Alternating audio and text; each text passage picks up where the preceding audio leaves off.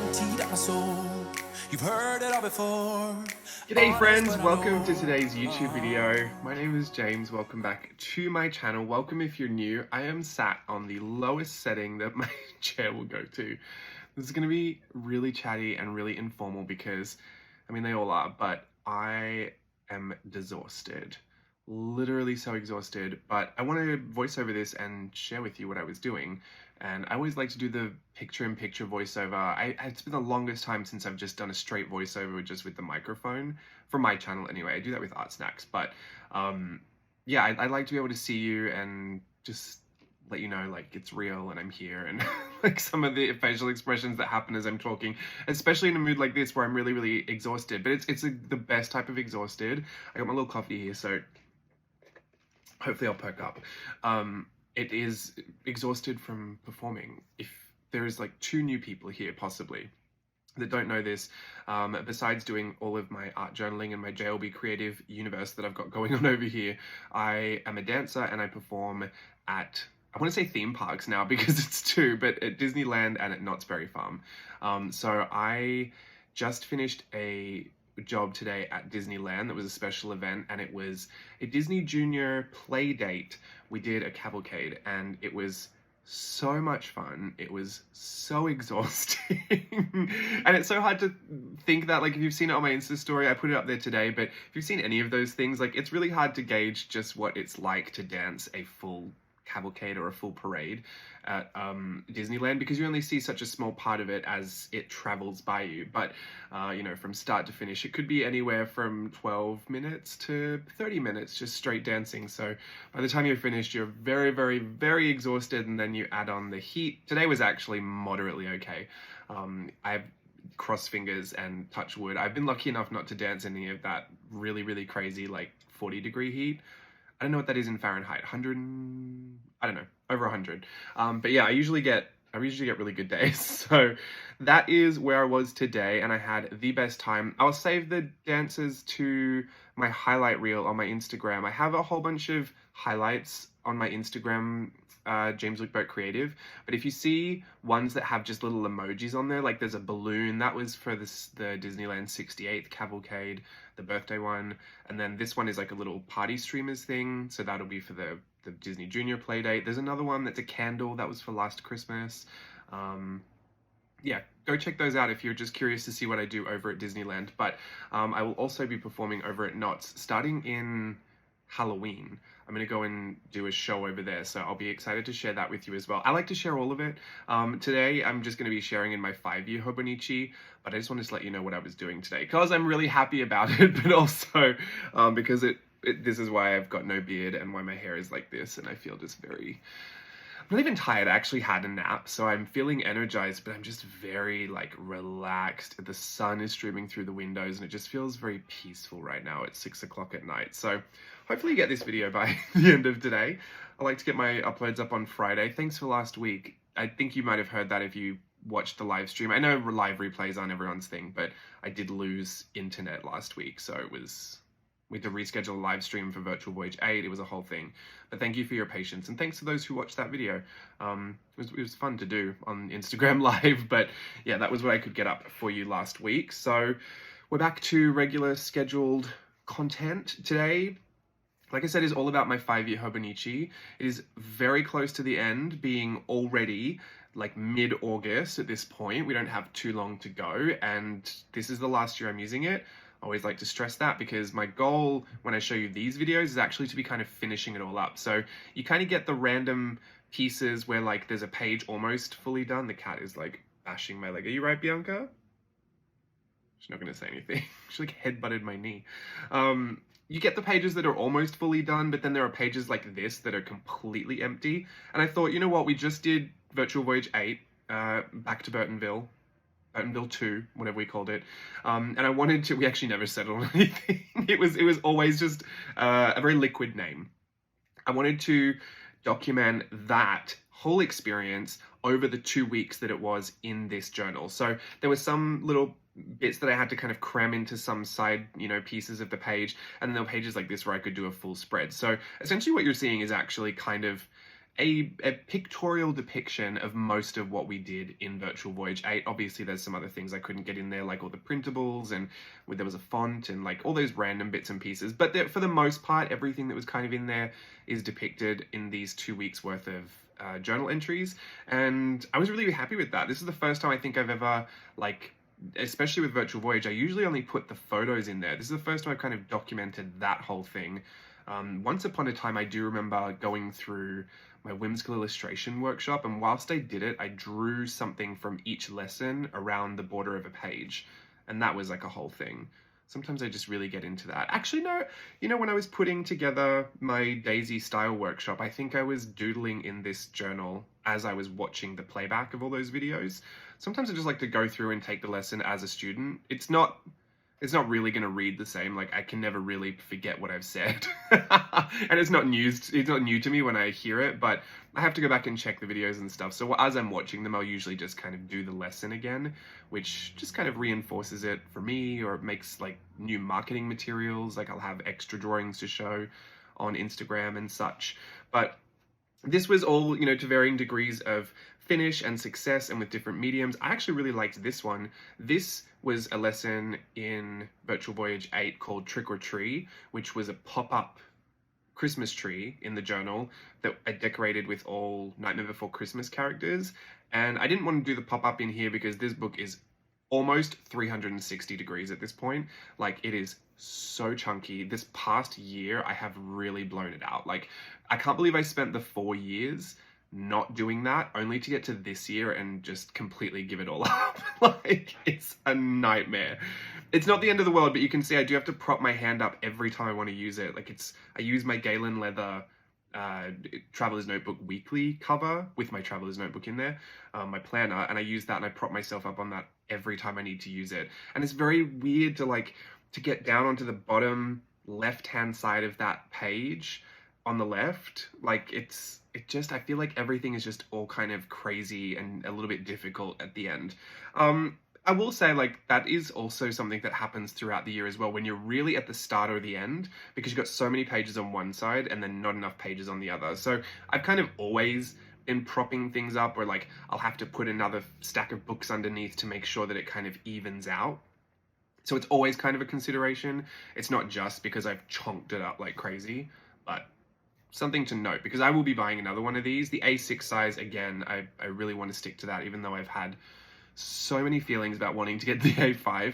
I'm going to do the A6 again. I think I'll get a new cover for it as well, because this one got a little grotty towards the end of this year, and I could clean it, but I think I just want to keep this one in its cover. I love the red cover. The brown of the actual book, not that there's anything wrong with this, but sometimes I think it just looks like a little Bible, and I just like the red.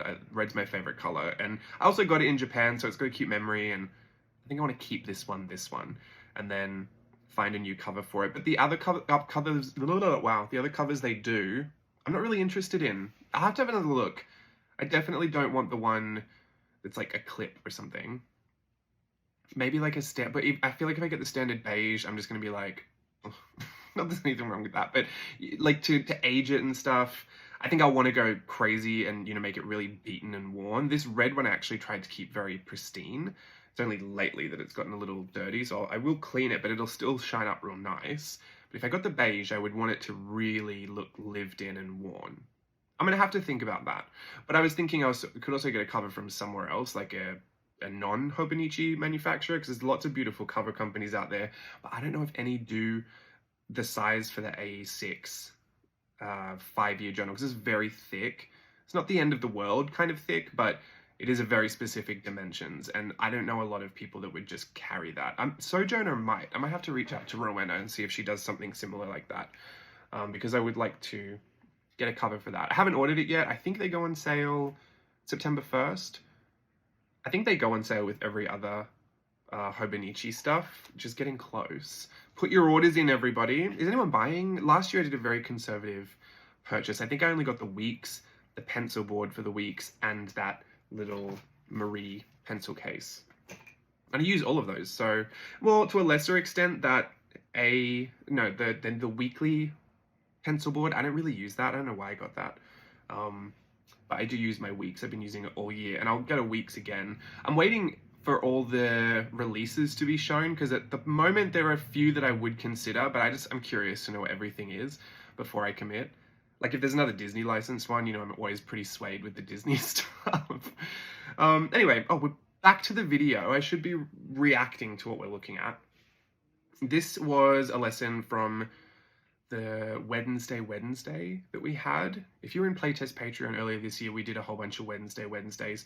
I brought that back for Virtual Voyage 8, and we tried one inspired by Margaret Keane's Big Eyes. Tim Burton did a whole movie inspired by Margaret Keane's story. It's kind of like a Margaret Keane biopic, but yeah, it was really, really fascinating. I love it. I love Amy Adams in it. I think she does such a wonderful job. And Margaret Keane was also an artist that Tim Burton admired and also commissioned to do pieces for him. So it's kind of all like that, like, you know, artists that we admire, they have artists that they admire, and those artists admire somebody else. And it all just feels nice to know that, you know, somewhere it's all connected, or there's like these little threads that pull it all together. And, you know, ultimately we're all just out here creating things that we enjoy and then consuming things that we enjoy, hopefully. So this is that piece that I did, and I just did another quick pencil version of it in my book, and I really liked it. It's just really, really scribbly. The journal at this point is fully up to date on the writing, but all those right-hand side pages, like, I couldn't even tell you a percentage of how many are actually finished. I'd say it's probably 30%, which worries me a little bit because I don't have plans to, like, make a mad dash and finish all of those pages, so I don't know how it's going to get done before the end of the year. And I'm absolutely positive I do not want to be finishing that next year. Like, this has to be done by the end of the year, especially because I film a flip every start of the year. So the start of 2024, I have to film like an actual finished, it's done, it's forever done kind of flip. You know, that'd be great, because I do sometimes go back. I go back to the the one that I flipped in 2020. I used it all of 2019. I flipped it early 2020, and I look at that flip and it's so blank. Like, there's nothing in there. And now it's just so full. And even looking back at this now, like, I see that little photo of Savannah. She is so much more grown than that. Like, I don't know why I thought that was Sophia. I thought that was our new niece. I was like, how did I get a photo in here of her? And then I thought, that's not that baby. That's the other one. This is an old photo. I cannot believe it.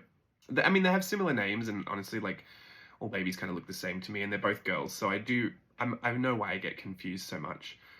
But yeah, it just fully shocked me. There's so much that happens in this journal. I'm not sponsored for it, but I know every time I get on here, I gush about it just because it's just very, very special. Like, I don't have anything else like this. I don't have 5 years of my life documented so intentionally and so specifically anywhere. I have photos, and I did that photo a day for a year. I love that one as well, because that's something super special that I hadn't done before and I hadn't done since. I might consider doing that again, actually, but maybe print the photos myself, or I don't want to do a Polaroid a day. That gets so expensive. Like, even if you buy it in bulk, like, you're still looking at a project that costs hundreds of dollars. But yeah, I think I might like to do something like that again. I love photos. It all feels very special because not only is it kind of chronicling my life and my experiences, but there's also art in there as well. And I can see the journey that I've had in all of my inspirations and my source of inspiration, and how that kind of has shifted, or the cycles that I go through, or the things that I revisit with better skill or a deeper understanding. Like, that is just always fun to look back at. And especially in a journal like this, it keeps it stacked on top of itself. Like, you're not having to pull a journal from years ago and then pull another one from 2 years ago and then pull a one from this year and kind of all figure it out together. On that page on the right, there's, years worth of memories that all kind of get mashed together just as they happen every year. I think the thing it kind of builds on as well is that skill that I always assume everyone has, which, I mean, I think most people do if you really think about it, but it is something I always kind of joke that I should probably teach. That kind of skill of throwing it all down there and then coming back to finish it all later. I always think it's really subjective what is finished, but it is a question I get asked a lot, like, how do you know when it's finished? And the very kind of, I would say the very like logical answer for me is that all the negative space in the picture is dealt with, or there is a balance to the composition of the page, like when it all looks fully balanced. So I'm not going to think something's finished if there's something just like this, there's some writing on the top and there's that picture on the side. I'm not going to think that's finished. But even when I put this extra picture from Roald Dahl's The Witches, which illustrated by Sir Quentin Blake, which is, for me, it's like Tim Burton dupe. Not really, I mean, they're different, but it was we did a whole like C-Day thing where I re-illustrated children's books as if I were Tim Burton. So that was really, really fun. And Sir Quentin Blake is just, the style is so similar, it was kind of not even too challenging at all. Like I didn't have to use my brain to think, what would Tim Burton do? Because it was kind of almost what he was doing anyway. So anyway, that was fun. And I wanted to put that in here, but when I look at that, like it still doesn't look finished to me because there's a lot of negative space around the witch. And there's not a lot of negative space going on the rest of the page. Like the rest of the page is kind of dealt with, but there's all that white around the background that just didn't look finished to me. So a lot of the time I will go in there and I will background it. I will put something in the background. Doesn't even have to make any kind of sense. I accidentally drew over her face with that purple square. As long as it looks balanced by the end, and usually that just means addressing a lot of negative space, which on most things, in most journals are white space, the blank space. So once that's all dealt with and it feels like there's no space left to address, and it doesn't have to be anything crazy. Like this, I just scribbled in that red pencil. To me, that is dealt with. Like it doesn't look like it's unfinished or that it hasn't been addressed. So then I think my brain interprets that as finished. I might have made that more complicated than I need to, but I haven't figured out how I want to teach that. So we'll leave that for another time. I mean, I think I've done a version of it before in Memory to Memento. I think we were doing backgrounds, or I think the lesson was called backgrounding, if I'm not mistaken, and I gave a few examples. It might be called that, or that might be a thought in my head I had at one point. Who knows? How do you even keep track of all this stuff? Sometimes I think, like, I've done years and years and years worth of videos and lessons and collage sheets now as well, like printables for a collage club. Like, how do you even keep track of it all? Luckily for collage club, I have that catalog that I update every month, but for the lessons, like, I don't even know what I've taught at this point. I could make a whole lesson and then realize I've taught this before and I already had a worksheet and I've made a completely new worksheet. So I don't know what I'm supposed to do. I certainly don't know what stories I've told. I just assume you've heard all my stories and that you're okay with me saying them again, as long as I'm excited to tell you them again. That's kind of me in life anyway too. I will tell you the same stories. I've only got 3. This was my Nevermore portraits we did for our theme night live that unfortunately had to be moved because of that internet catastrophe. So for that, we did a lesson. We did little mini monsters, which at the end I made a huge monster, which I love. I'm going to flip that journal for you at some point, probably closer to Halloween, and I'll show you all of that and I'll chat about it. But we did that, and then we also played our little game, and it was Pictionary. We always usually play Pictionary at the end of the cruise workshop. And then we did a lesson that was kind of like a portrait of our inner child. It was a lot of symbolism, and it was a lot of imbuing, personal characteristics or childhood memories into the piece. And so whatever your response to some of the questions were would inform the kind of choices that you could make. So it's kind of like a choose your own adventure for the final piece. I wanted everyone's to kind of have the same base, but obviously reveal things about people. So that little ragdoll that I just drew in the corner, that was kind of our self-portrait. But like, if you put patterns on the right-hand side, you were right-handed. If you put patterns on the left-hand side, you were left-handed. The color of the stripes was your favorite color, so mine's red. And then even in the composition of the final piece, like there was this little hill, and then there was a skull, which was essentially like the season that you remember your childhood being. Because I always think back to my memories, they're all so summer. Like everything is summer memories, and Christmas is in summer for Australia, so it was Southwest Rocks and family memories in summer, and just loving summer. So when I did the skull on the hill, I did sunbeams coming out, but then other people had like really wintry memories, and so it was a snowflake. So everything was kind of, I can't wait to show you, because the journal is here and it is almost fully complete. It's got a bit of journaling to do. I used my deco journal. I've got a video on how I made this, well, all the pages that are inside anyway. And yeah, I will be excited to share that with you because I'm very, very proud of that journal. And this is the Bury the Sandworm. I had a part of Virtual Voyage is something we call a poolside activity, which is basically a printable. It's a printable, but it's an activity. Like you have to, it's usually a bit crafty, usually a pop-up or something. But this one was called Bury the Sandworm. So I had this massive sandworm that you had to cut up and then bury in your journal. So it was basically gluing it down and then drawing these holes that the sandworm would jump in and out of. And I really liked that. I like the idea of we all kind of had these sandworms jumping through the pages. And then I used my new stamp set. This is the Gwirls, which I'm not sold out of, but my store is closed for now. It'll open later again this year. The stamp set, I only have like 5 left. And I don't know if I'll put another order in this year. I feel like I might have to just before Christmas because I'm not quite sure. I'm assuming everyone that wanted one has got their hands on it, but I'm not quite sure. Like, put in the comments if you think that's not the case. I will see. We'll see what happens when the store reopens. But I've been using those new stamp sets and absolutely loving them. After the 100-day project, I kind of had an idea of the things that were missing, and I was so on the money with these being the things that were missing, because every time I pull them out, I'm like, I'm so glad I have this. It just works. It works every time because right now in this moment, I'm experiencing a great appreciation for those types of proportions and those types of, you know, little figures setups and wow, what's that accent? Just really loving it right now. So I'm glad I have those stamps.